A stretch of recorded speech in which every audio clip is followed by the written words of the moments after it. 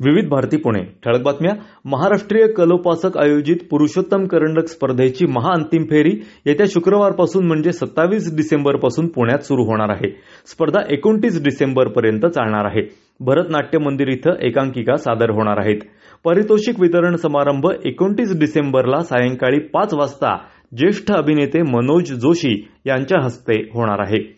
संत दर्शन हेच खरं भाग्य आहे. आपल्याकडे प्रत्येकाची प्रार्थना पद्धती वेगळी असली तरी धर्म आणि देशाप्रती भाव असायला हवा, असा सूर काल पार पडलेल्या संत संमेलनात उमटला. हिंदू आध्यात्मिक सेवा संस्थेतर्फे हिंदू सेवा महोत्सवाचं आयोजन करण्यात आलं होतं. याचा समारोप संत संमेलनानं झाला.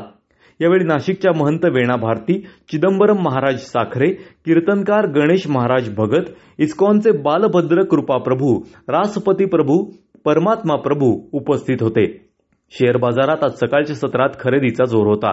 काल झालेल्या घसरणीच्या पार्श्वभूमीवर आज सकाळी मुंबई शेअर बाजाराचा निर्देशांक म्हणजे सेन्सेक्स 245 अंशांनी वधारून 78,785 अंशांपर्यंत गेला होता. पुणे जिल्हा बिलियर्ड आणि स्नूकर संघटनेच्या वतीनं राष्ट्रीय स्नूकर अजिंक्यपद 10 रेड स्नूकर स्पर्धेची पात्रता फेरी पुण्यात पार पडली. यामध्ये हरियाणाच्या दिग्विजय कडियान यानं पुण्याच्या तहा खान याचा पराभव करून स्पर्धेचं विजेतेपद मिळवलं. राज्यातल्या वेगवेगळ्या भागांमध्ये काही प्रमाणात ढगाळ हवामानाचा अंदाज वर्तवण्यात आला आहे. त्या भागांमधल्या शेतकऱ्यांनी हवामानाच्या अंदाजाकडे लक्ष देऊन त्यानुसार नियोजन करावं, असं आवाहन कृषी विभागामार्फत करण्यात येत आहे.